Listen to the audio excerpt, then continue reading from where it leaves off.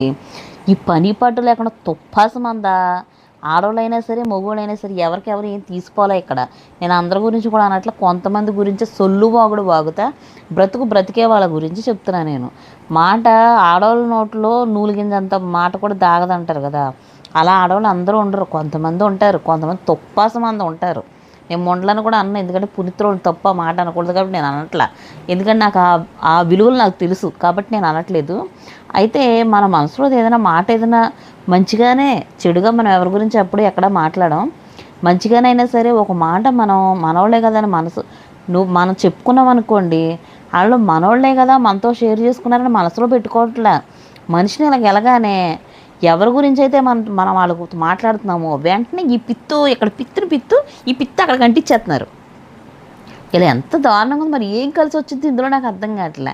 కూడుకు కలిసి వచ్చో గొడ్డకు కలిసి వచ్చో నాకు అర్థం అవుతులే.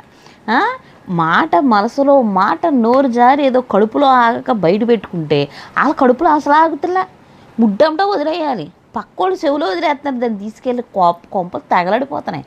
తెలుసా మీకు? మీ నోరు దురద వల్ల కొంతమంది కొంపలు తగలడిపోతున్నాయి. మీరు ఏదో చెప్పేస్తున్నావులే, ఇక్కడ ఒక మాటే మాట్లాడతారు వీళ్ళు, ఒక మాటనల్లా 10 మాటలు దాన్ని జోడించి అంటించేస్తున్నారు, అంతే గీసేసి వదిలేస్తున్నారు. పరంపతిత్రులే మళ్ళీ అలాగా ఎదవస్తోది చెప్తారు, మళ్ళీ ఎదవస్తోది ఎదవ శ్రీరంగనీతులు, ఇలాంటి శ్రీరంగనీతులు కాదు అసలు. మళ్ళీను అయ్యే బాబో, ఈ పతిత్వ కబుర్లు అస్సలు వినలేకపోతున్నాం. అలా ఉన్నారంటే కొంతమంది నిజంగా సమాజంలో చాలామంది ఇలాగే ఉన్నారు. 100కి 99 మంది ఇలానే ఉన్నారు. 1% మంచోళ్ళు ఉన్నారు. చాలామంది నోటంటే మాట రావడం పాపం, ఇక్కడ పిచ్చింది అక్కడికి వెళ్ళిపోతుంది వాసన, నిమిషం ఆగట్లా. అలా తయారైపోయారండి. ఏం కలిసి వచ్చేటండి, ఏ బతుకులు బతుకుతున్నారు. రెండోసారి నమ్ముతారా? మీకు కష్టం వస్తుందంటే ఎవడన్నా వస్తాడా మీ దగ్గరికి? ఇప్పుడు గడిచి గట్టెక్కేస్తున్నారు, బాగానే ఉంది.